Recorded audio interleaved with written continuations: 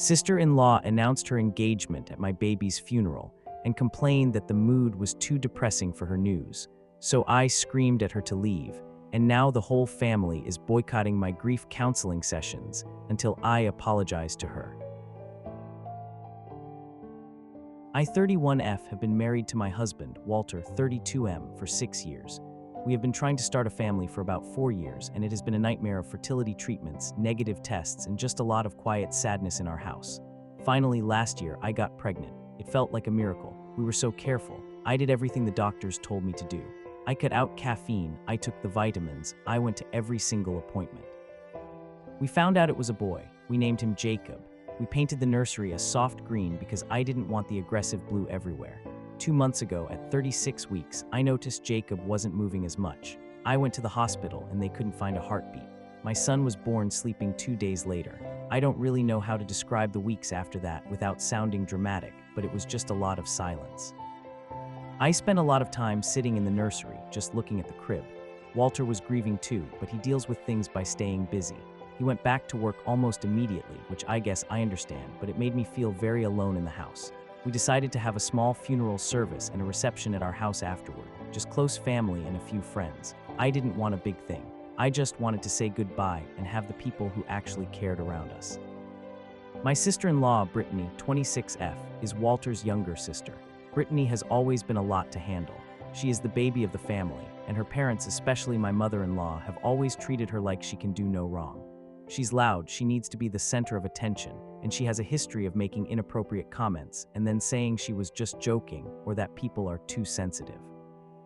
I've never really gotten along with her, but I've always been civil for Walter's sake. I thought that given the situation, she would be respectful. I mean, it was a funeral for her nephew. The service was hard. I barely remember it. I think I dissociated for most of it, but the reception at our house is what I'm writing about. We had about 20 people in our living room and kitchen. Everyone was quiet, speaking in those low, respectful voices you use when someone has died. My mom was making tea. Walter was sitting next to me on the couch, holding my hand, but he kept checking his phone for work emails, which was annoying me, but I didn't say anything. About an hour into the reception, Brittany tapped a spoon against her wine glass, like she was at a wedding. The sound was so sharp in the quiet room, everyone looked up. I thought maybe she was going to share a memory or say a prayer or something. Brittany was standing by the fireplace with her boyfriend of 6 months, Nathan. She looked beaming. She was wearing a dress that was a little too bright for a funeral, this floral pattern that just didn't fit the mood. But again, I hadn't said anything because I was too tired to care. She cleared her throat and said, "I know today has been really heavy and sad. And honestly, it's been a bit of a downer, and I think we all need something to cheer us up. We need some life in this room." I felt my stomach drop. I squeezed Walter's hand. He looked up, confused. Then Brittany held up her hand to show off a diamond ring. "Nathan proposed this morning. We're getting married." For a second, there was just dead silence. Nobody moved. I think everyone was too shocked to process what was happening. Brittany just kept smiling, looking around the room, waiting for applause. When nobody clapped immediately, her smile dropped a little and she let out this loud, annoyed sigh. She said, "Oh, come on, guys, don't be such buzzkills. Jacob is in a better place, right? We should be celebrating new beginnings. This mood is way too depressing for my news." That was it. That was the moment I snapped. It wasn't a slow build-up. It was just an explosion. I stood up. I remember my legs were shaking so bad I almost fell back down. I walked right up to her. I was inches from her face. I screamed at her. I don't even remember exactly what I said at first, but it was loud. I think I called her a selfish narcissist. I told her that my son wasn't a downer. He was a person who died. I screamed, "Get out of my house. Get the F out right now." Brittany looked shocked. She actually looked offended. She said, "I was just trying to help. You're being hysterical." I grabbed her arm. I didn't hurt her, but I grabbed her arm to turn her toward the door. I yelled that if she didn't leave in 10 seconds, I was going to throw her out myself. Nathan looked terrified and started pulling her toward the door. Brittany was protesting the whole way, saying that I was ruining her engagement announcement and that I was jealous because my life was over and hers was just starting. She actually said that. "You're just jealous because your life is sad and mine is starting." After they left, the room was deadly silent. My mother-in-law, Patricia, stood up and followed them out without saying a word to me. Walter just sat on the couch with his head in his hands. That was 3 days ago. Since then, the fallout has been insane. I have started seeing a grief counselor. It's a support group for parents who have experienced stillbirth or infant loss. The next session is supposed to be a family support session where partners and close family members come to learn how to support the grieving mother. my mom is coming. But I wanted Walter and his parents to come too because I feel like they don't get it. They keep telling me to move on and try again. Yesterday, Walter told me that his parents and his sister are refusing to have anything to do with the counseling or any support for me until I apologize to Brittany. Walter said that his mother called him and said I humiliated Brittany in front of the family. She said that while the timing might have been a little off, Brittany's intentions were pure and she was just trying to bring some light into a dark day. Patricia told Walter that I was cruel and violent for grabbing Brittany's arm. She said that unless I write a formal apology to Brittany for screaming at her and ruining her special moment, they are boycotting me. Walter is being Walter. He keeps saying he sees both sides. He says that Brittany was wrong to do it at the funeral, but that I shouldn't have screamed or touched her. He says I scared people. He told me, you know how Brittany is. She doesn't think, but you're the one who escalated it to a scene. Maybe you should just apologize for the screaming part so we can all move forward. I looked at him like he was an alien. I asked him if he defended me. He said he tried, but that his mom is really upset. So now I'm the bad guy. My son is dead. My sister-in-law used his funeral as a prop for her engagement. And my husband wants me to apologize to keep the peace with his family. I feel like I'm going crazy. I feel like maybe I am being too sensitive. Maybe I did overreact by screaming, but then I remember her saying the mood was too depressing, while my son's ashes were literally in the other room. I don't know what to do. I don't want to apologize, but I also feel like I'm losing my entire support system, Walter's side, right when I need them the most. And Walter is making me feel like I'm the one tearing the family apart.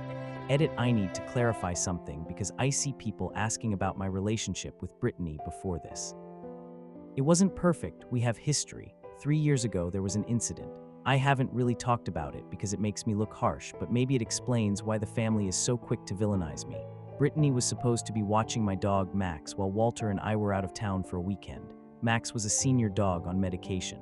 Brittany decided to throw a party at our house without asking us. She got drunk. Someone left the back gate open. Max got out. He was hit by a car. He didn't die, thank God, but he needed surgery and he had a limp for the rest of his life. When we got back, Brittany didn't even tell us. We found out because the neighbor told us Max had been out.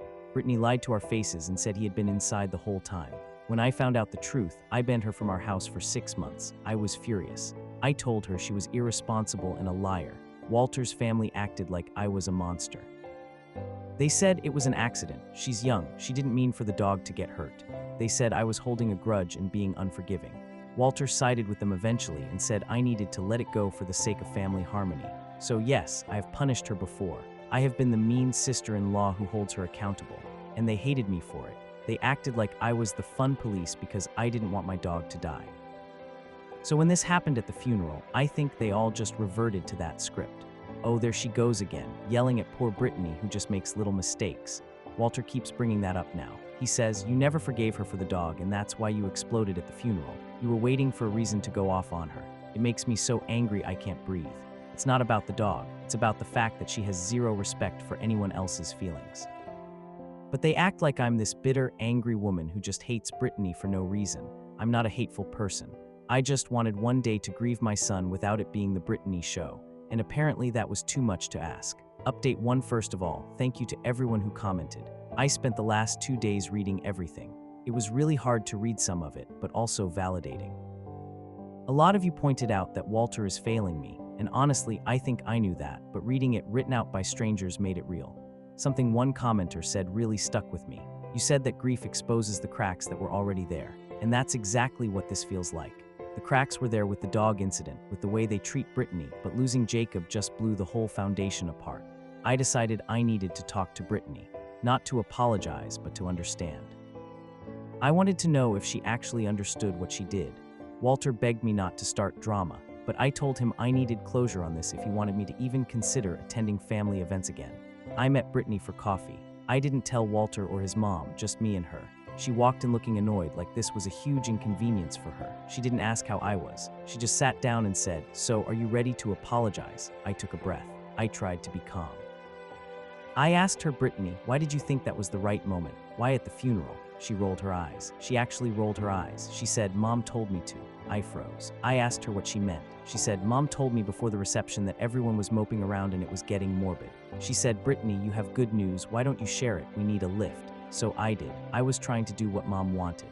I felt sick. My mother-in-law, Patricia, orchestrated it. Or at least she encouraged it. I asked Brittany if she didn't think for herself that maybe announcing an engagement at a baby's funeral was tacky. Brittany got defensive. She said, "I thought you'd be happy for me. You're always so focused on yourself. Just because your baby died doesn't mean the world stops turning. Nathan and I are starting our family, and that's beautiful. You should support that. Just because your baby died." She said it so casually, like I lost a set of keys.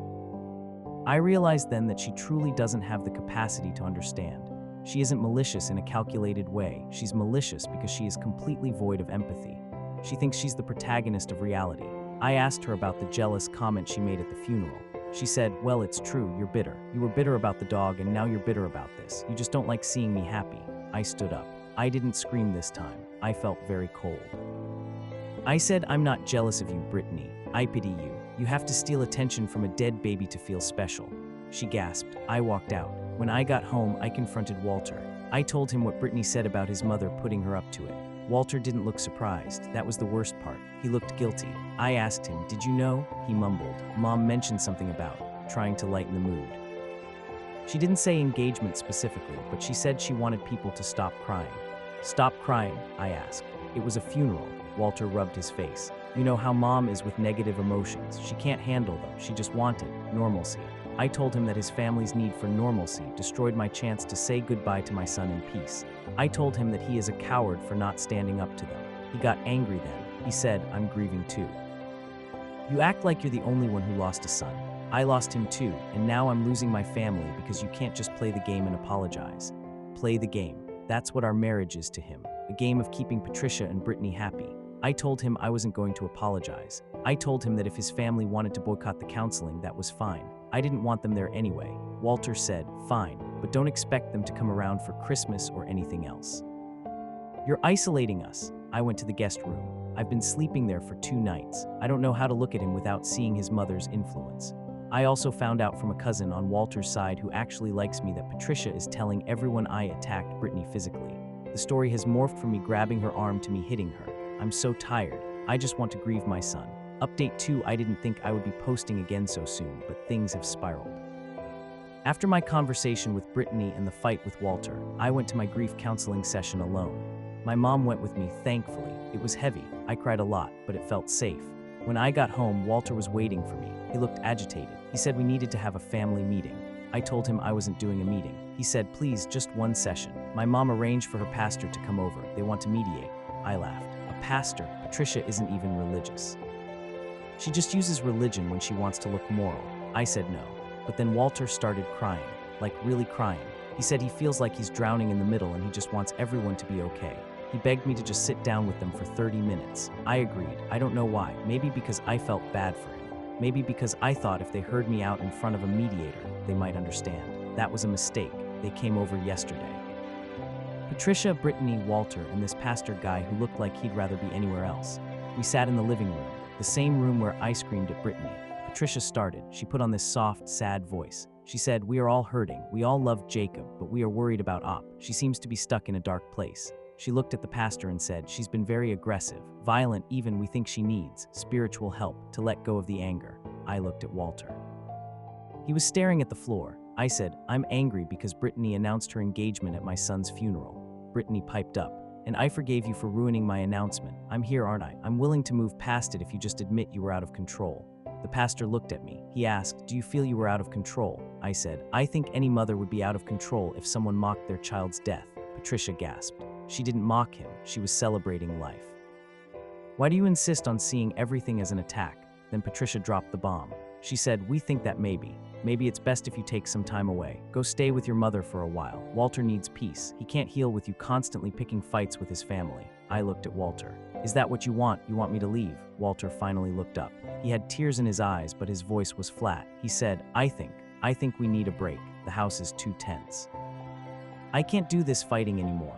He chose them. Again, he didn't defend me when Brittany mocked our son. He didn't defend me when Patricia lied about me. And now he was kicking me out of my own house because his mommy told him I was too aggressive. I stood up. I felt strangely calm. I didn't scream this time. I said, "Okay, if that's what you want." I went upstairs. I packed a bag. I grabbed the box with Jacob's ashes from the nursery. I wasn't leaving him there with them. When I came back down, they were all sitting there looking smug. Brittany was actually scrolling on her phone. I walked to the door. I turned to Walter and said, "You didn't just lose a son, Walter. You lost your wife today too. I hope their normalcy keeps you warm at night." I left. I went to my mom's house. I've been here for 24 hours. My mom is furious. She wanted to drive over there and slash their tires. She wouldn't, but she's mad. Walter has texted me a few times.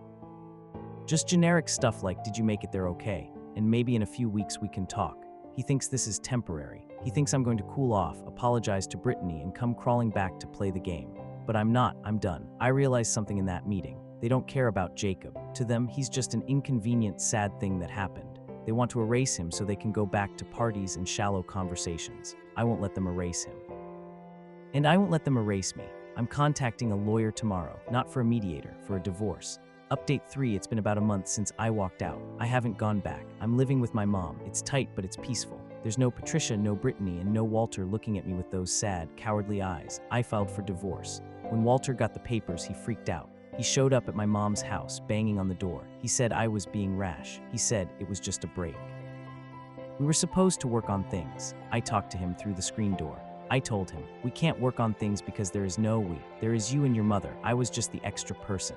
He tried to blame the grief. He said, "You're not thinking clearly because of Jacob. You're going to regret destroying our marriage over a family squabble." I told him, "I'm thinking more clearly than I ever have, and it wasn't a squabble, it was a betrayal." He left eventually. He's been blowing up my phone since then.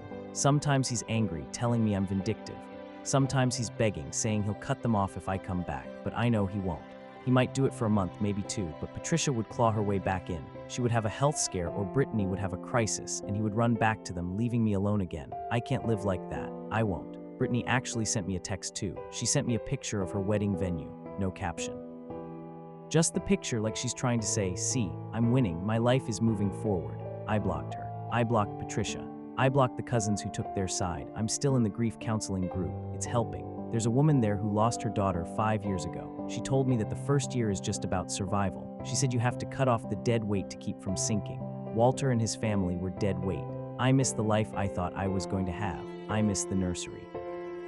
I miss the future I saw with Walter. But that future wasn't real. It was built on me being silent and compliant. I'm focusing on myself now. I'm trying to find a new apartment. I'm looking into maybe going back to school for social work. I want to help people. I don't want to be like Brittany, who consumes everyone around her. My son's ashes are on my dresser here at my mom's. Every morning I say good morning to him. I tell him that his mom stood up for him. I tell him that he mattered. I don't know if I'll ever be fully happy again in the way I was before. That part of me is gone, but I feel lighter. I feel clean. The divorce will be messy. Walter is fighting me on the house, claiming he put more money into the down payment, which is a lie. My parents helped us. He's trying to punish me financially because he can't control me emotionally anymore. But that's okay. He can have the house. He can sit in that living room where his sister mocked our dead son and his mother plotted against his wife. He can have all the ghosts. I'm walking away. Thank you all for listening. It helped me realize I wasn't the crazy one. I was just the only one who was awake.